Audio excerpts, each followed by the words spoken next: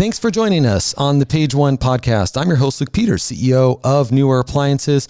And in this episode, we're honored to have John Holby back to share the secrets about Amazon, 3P versus 1P, Prime is no longer 2-day, and how Walmart fulfillment is competing with Amazon. We're going to get into a bunch of other topics about Amazon, Walmart, and other D2C and marketplace conversations. So looking forward to this one. Before we get going, though, have an important announcement.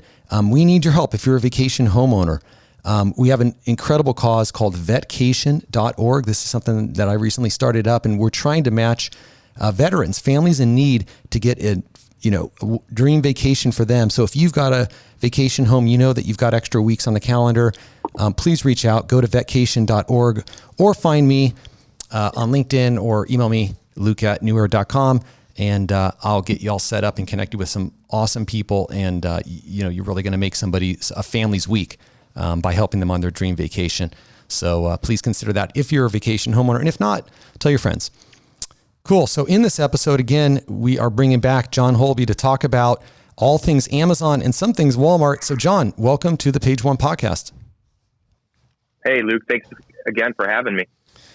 Cool. And I'm really excited about this one. We were just having a little conversation pre-podcast and talking about how business has been fantastic. You guys are growing incredibly, obviously, in your niche. Why don't you give an introduction about yourself and then your company, CPG.io. Thanks. John Holby. I'm the CEO of CPG.io, father of 3 wonderful children, and just about to hit my 15th wedding anniversary. Here at CPGI, thank you. Here at CPGIO, we are a 3P seller that tries to help consumer packaged good brands and help them supplement their 1P strategy with a 3P strategy. And we also help them with their marketing and their D2C websites if they have them. And we are an omni-channel platform. So we have many connections here, from Walmart to Target, to name a few, eBay, and we help you get on all these platforms to sell your products. And then we can supplement your listings and make them as optimized as possible. Cool. And to give everybody some scale, John, you got about 150,000 square feet of warehouse. You got a massive warehouse. And last time we talked, you were about 70 employees. You probably have grown that footprint. And you guys are located, I think, near the Chicago area? Yeah. So now we're at about a little bit over 150 employees. Wow. And we are in Addison. It's a suburb of Chicago. And we have expanded to 150,000 square feet this year. Man, that is amazing. So congrats on that. And, I guess to get started here, again, I think this is going to be a great episode where the audience can learn quite a bit. But why don't we start with the story, John? Tell us, about maybe a company that you helped, if you're able to share numbers on sales and how fast they grew or how you helped them. I think that would be great context for everybody. Perfect. So we work with consumer packaged goods brands, and one of our clients is Off and Raid. And they had the bug killing sprays and whatnot. And so we work with them, and they have a great 1P strategy where they're doing millions with Amazon in the 1P sector. But we took that over 3P, and we attached to all the listings that were out there. We created bundles, and we made variety packs. Sometimes items, when they're smaller and more consumable, 2 or 3 pack might be a better idea than the 1 pack because of its consumability and price mixed in with shipping. We took these 3P listings, we attached to them, we improved all of the content over time, and we attached to a marketing arm to it as well. And this year we have outsold the 1P business.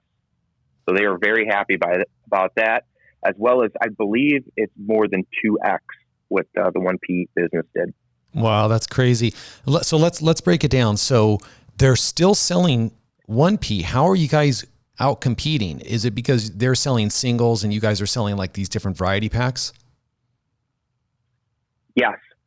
So this year we got ahead of the curve and we started buying products earlier in the year before even Amazon starts taking in items. Amazon's a little slower to react to seasonal items. So we front loaded this year and we found that sales increased sooner than we thought. And as you know, those are seasonal items through the summer. And we have just found explosive growth through this summer, probably because people are at home a little bit more this year. But we also found that by having the inventory, that's important. So even if Amazon goes out of stock on some of their 1P items, we're there as a backstop. And that's been very helpful to the strategy as well as the marketing that we put forward. And we're finding that Amazon doesn't necessarily do the best demand planning for the season. So we're always there to offer other options when that 1P strategy goes out of stock, as well as just there being value in some of these 2 and 3 packs. Yeah, for sure. Now, did you actually are you having to do a lot of that sorting at your own warehouse, or did you actually work with them and they started creating these, 3 packs and 2 packs and you're actually buying that inventory? How did that happen? So we buy in the case, and all of that high touch repackaging goes on here. We have shrink wrap machines here, as well as bagging machines. Those are pretty much always with our business model running 24/7, and we have people just doing it by hand, putting it into envelopes and putting on the FBA tags as well. Yeah, well, I mean that's great because it's like a ton of value you're creating for them. You're doing all this hard work. Of course, you had to do the strategy and come up with that idea, but you actually have to execute all the logistics of it as well. So you're adding a ton of value to this client. So that's cool. Now, what about the advertising side? You guys handling that, or you have outside contractors that you kind of work with that manage the paid ad side? So we manage that all in-house. We have a team for that, as well as we are getting budgets from our vendors to help with sell these items. Oh, cool. Okay, so the vendors are participating in the paid ad. You're buying the product, but they're still contributing on the paid marketing to kind of get the product, up and moving and ranked. Yeah, so it is a partnership. There are advantages to using a 3P, so I'm sure we'll talk about it later. But one advantage that we have is we're working with consumables, things that people eat or use, put on their bodies, and the brands know by working with us that they're sending things to our warehouse. We have a beautiful, clean warehouse, and that we're getting in-code products. We're not buying on liquidation, and they know where their customers are getting their 3P listings, items from, where, they obviously know when they're using a 1P strategy that they're sending it to Amazon and where their customers are getting the stuff from. But it's also very important to know that other people are selling your stuff 3P, that they're getting it from a reputable place. Yeah. But the partnership's a key point because, we've worked with other 3PLs. I'm sure other listeners here have. And I think a frustration point is that, brands will be selling stuff themselves and they'll go to 3PL, give them a product, and the product won't move.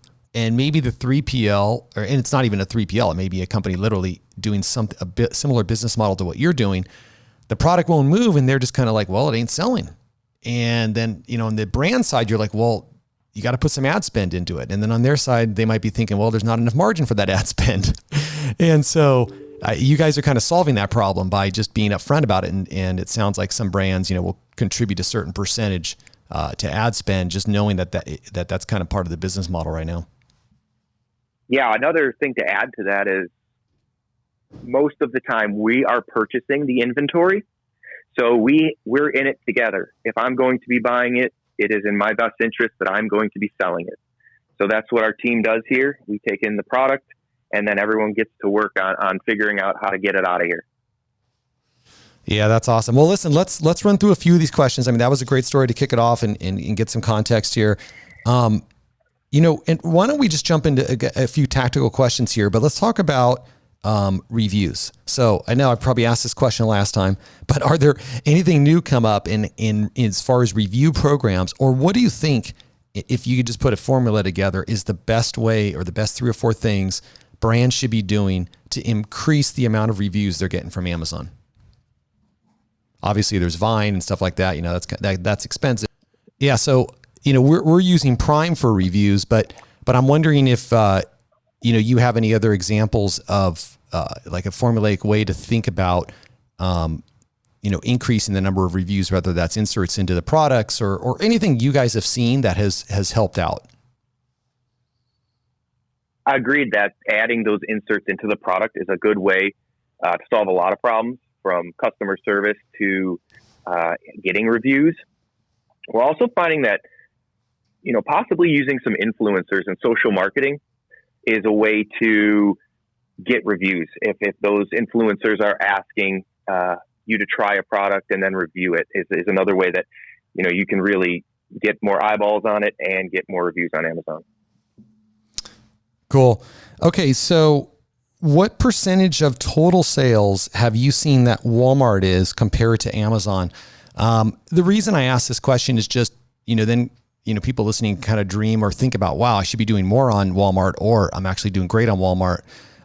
Do you often see clients, I guess in your categories, it might be bigger than in some of the categories that I'm more familiar with, but in your categories, are people doing like 25% of their 25% of their Walmart business, you know, as a ratio of 1 to 4, say, to Amazon, or what percentage do you see those sales as?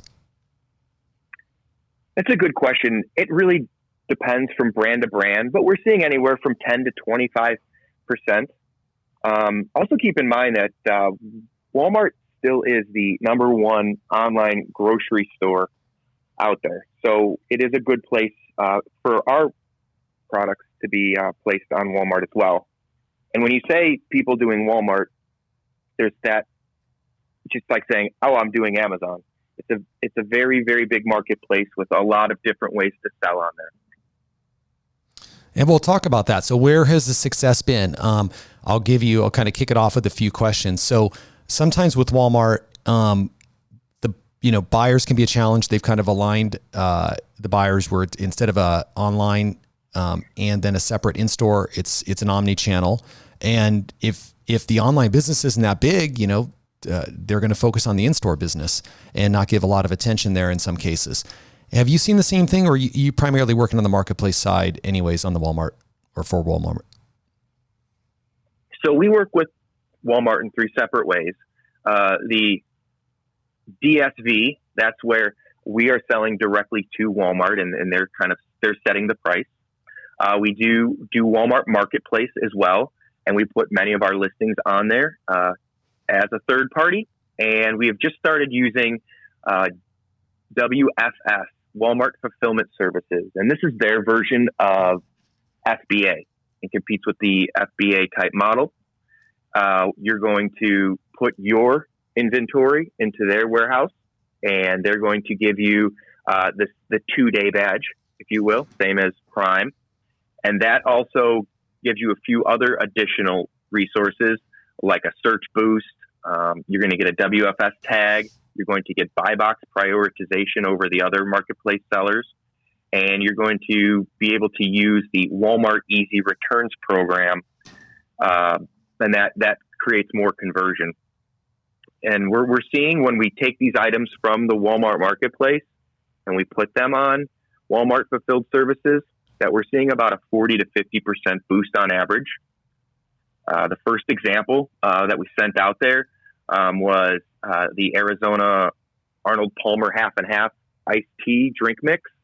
And we filled up our first shipment, sent it out there, and it sold out in the first day. Oh, wow. That is pretty cool. So again, is it kind of like Amazon where larger products, it's going to be prohibitive because of the shipping costs and dimensional problems? Or like FBA, basically? I would say that they're a little more lenient right now. They're trying to get a little bit more business. So I'd have to look into the larger items, but I would assume that will be, you know, taking up a little bit more space, will be prohibitive to their warehouses. That's a great tip. So everybody, if you're not doing that, so that's called the WFS program with Walmart? Okay, cool. That's actually new to me too. So I know about the DSV and the marketplace. But yeah, definitely going to check that out. And hopefully the DIMs are not so tight as they are. And it's like with FBA, they've kept getting tighter and tighter and tighter over the last couple of years to, in our case with New Air, knocking most opportunity out. But that's a great tip. So why don't we move on back to Amazon? Let's talk about the power of brand registry. I mean, I got so many questions around this, but why don't you just kind of kick it off by just your thoughts on why it's important and what brands should be doing? So brand registry, I think we all know what that is. It's your ability to make changes onto the listings that you have. Again, there's 1P listings and there's 3P listings. So it's important that on your vendor central side, you're making your 1P listings as beautiful as you can. But there's also people out there selling on your third party listings that kind of have open reign there. So working with us, for example, we're going to start managing those 3P listings, making sure that your IP, all your images and descriptions are properly labeled and up to date. We're also seeing in the 3P market that there are a bunch of bad actors and hijackers out there that want to make changes to some of the listings for their gains. So by working with a company like us, you're going to get the ability to make those changes so that your 3P listings really do stand out and are the way that your brand wants to represent them. And it also allows us to make changes quickly and making sure that, we're using all their copyright and image and trademarks. Yeah. And John, let's talk a little bit more about that, especially in the 3P side. Now, are you able to actually remove listings, or what's the stated policy on Amazon with that? You go to sell something, you got 15 other people competing. In some cases, I'll tell you, what we've seen on the channel conflict side, and this goes for Walmart as well, is somebody will be selling it. Let's say, the retails are around $100. Someone they'll sell it for 70, but they'll go charge, 50 for shipping. But the algorithms don't always catch that. And then other retailers are complaining, hey, someone's selling it for $70. And it's really hard to remove some of these sellers. So talk about that process and if there are ways to be successful there or not. This would be a topic that I don't know very much about.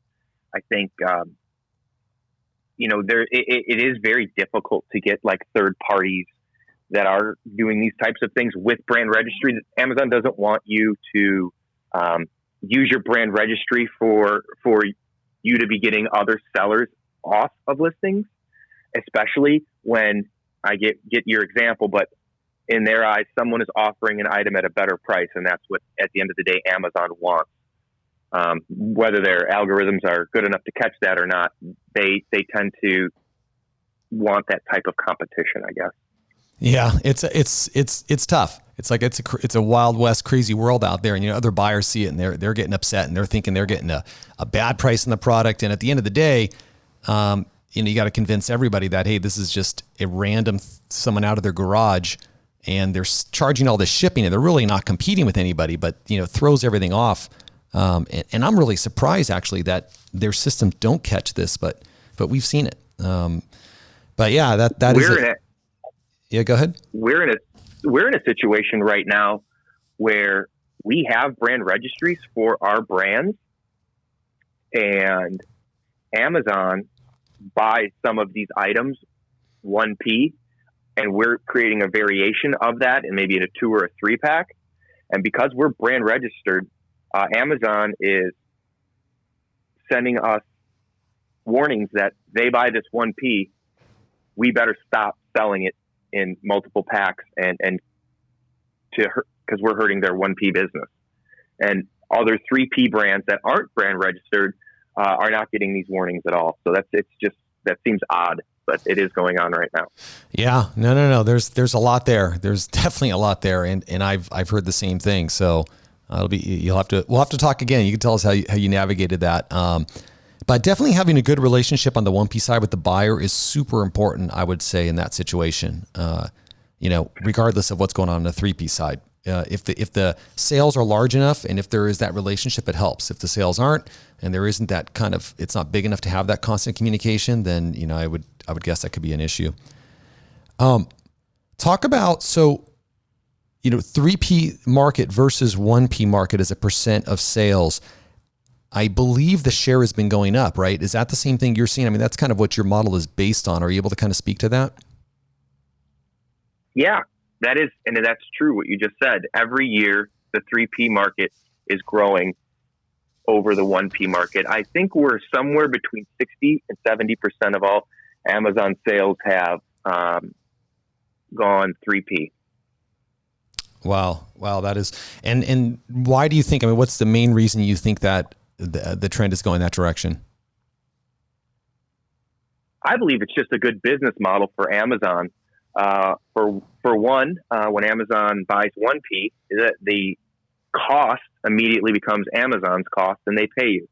The 3P market allows for sellers to put their money tied up into Amazon's warehouses, and so they'll pay you 2 weeks after they sell it. So they're holding on to your money, as well as you're on the hook for returns and damages, as well as you're setting the prices, so Amazon doesn't have to worry about their margins, and they're getting their 15% every time they touch it. So it's a win-win-win for them. Yeah, that is. I think there's so many other. It's also you really get a control pricing. I think is probably the main driver in that. Again, it's certain products work great when they're small, and then when they're large, they don't. So I think there'll always be 1P. Yeah. Yeah, back to what you said as well, is the 3P also has, your FBA fees on top of their 15%. So they're raking that in as well. Yeah, you had a comment here that Prime is no longer 2-day. Can you talk about that one?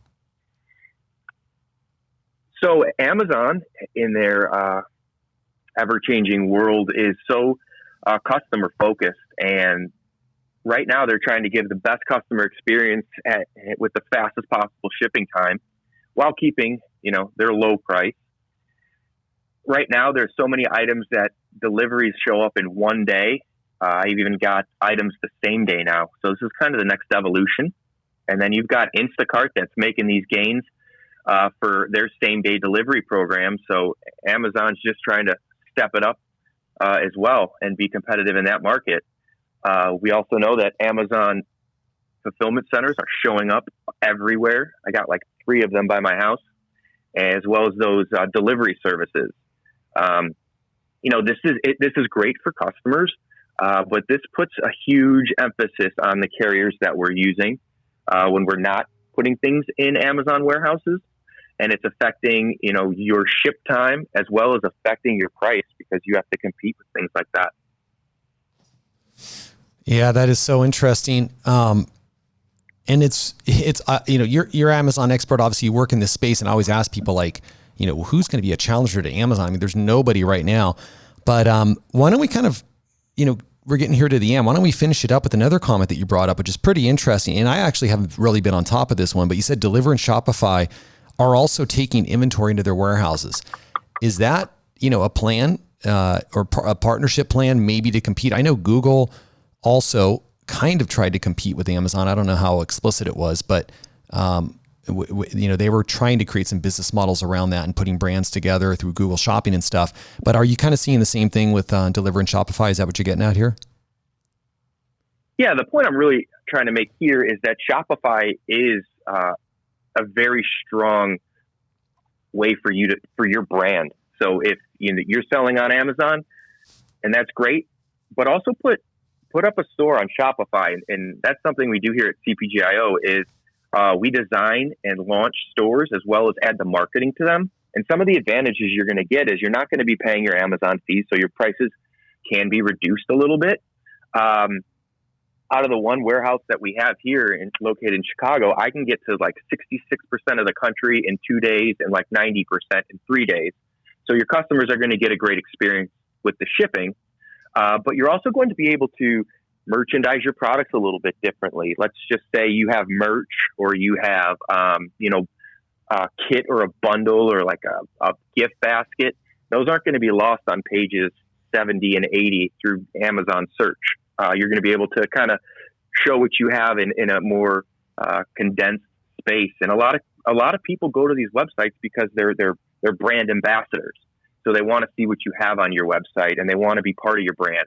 And that also gives you your customers' information. People are going to your site. You're actually getting their address and their email so you can remarket to them. And that's one of the big drivers of having a site. And that when they're on your website, they don't scroll down and see 5 other brands that are your competition that they can click on. So we're finding that our stores, if we're doing their Amazon business, it only makes sense for them to supplement a Shopify store as well because of those benefits. 100%. Talk more about that though. So you're actually designing the website. Are you then even running the website? Because the problem is a lot of companies, a lot of brands, a lot of them, they don't have that technical expertise for 2 reasons. Number one, it's like they're saying to themselves, why do I want to start this little website when Amazon's going to do all this for me? And they don't have the people or kind of the background and the DNA to go do that. So are you actually doing it, soup to nuts for these companies? Correct. We are a one-stop shop. So we that's do impressive. The design. We have a design team, and we have someone dedicated to launching the sites, working with the brands, seeing what their vision is, what they're trying to show and market. And we also have we're driving a lot of social traffic to these sites from Facebook and Instagram, as well as using market influencers to kind of launch these stores and kind of get them up and running. And keep in mind, if you're a new brand, it's great to have. It's also hard to get your brand shown on Amazon on the first page. This is just a way and a place for people to go to, see your full assortment. Because, on Amazon, you might see your top 2 items and that's all you see. And you only put one thing in your cart versus if you were to actually go to the website and you might buy, 5 or 6 things to try. Yeah. No, that's what else do you guys do, John? I mean, we're wrapping up here. The next question I was going to kind of ask what's next for CPG.io, but you guys do fulfillment. So you act as a 3PL, but you also are experts in the channel. So you're actually, you're buying the product, you're owning it, and now you're selling it through these channels. You're doing the paid advertising. You're building websites for the brands in some cases. Anything else, any other services that you guys do? We will do a brick and mortar strategy for you. We'll ship out to stores if you need. We'll do high touch fulfillment for you if you have like a gift basket you want to put together. We do website development, and we also have a big play in data. So we're going to take all the sales on all the channels, and we're going to consolidate that for you in a portal so that you can see how your brand is performing on the different sites, as well as, what that helps create insights to how we're going to further partner, what items we're going to bring in and whatnot. And then you can use that data, if you're a brand, to report up. So that's helpful. And we also do, with the data, we can help you forecast. And that's a big part of what we do is if we're going to be buying this product, we can't be sitting on months and months and months of product. So we try to keep about an 8-week inventory here, and the data helps us with that. Yeah, well, that's fantastic. So let's wrap it up here. What is next for you and CPG.io? You guys are obviously growing like crazy. It sounds like you've doubled your staff and your business since the last time we talked. So what's next for you guys? Well, I think just us getting out there as a company, we've done great with referrals and word of mouth from our big CPG brands. They love what we do, and we're going to help innovate this whole world of Amazon and the internet world. And we're just going to continue to do that. We're picking up, we've got a bunch of brands that we're very close to signing contracts with, very big consumer packaged good brands. And I think those companies, we're going to be able to do a lot for them and will help us probably double again. Well, that's a great story, John. Listen, I want to thank you again for joining us on the Page One podcast, kind of sharing your knowledge. And I'm sure people are going to want to reach out and learn more. If they're in need of working with a 3PL that can do all the different functions you can do at CPG.io, what's the best way to learn more, contact you, or find out about the company?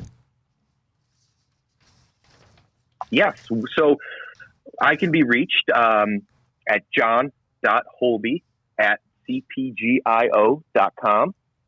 And you could visit our website at cpg.io, or you can go cpgio.com. Both will work. We're coming out with a new website soon, so we have a lot of information up currently, but we're working on a new website. Awesome. Well, listen, we'll have all this in the show notes, so encourage everybody to hop on over and check you guys out. And John, want to thank you again for joining me. And also hope everybody enjoyed the interview. Really appreciate reviews on iTunes, and hope you join us for the next interview.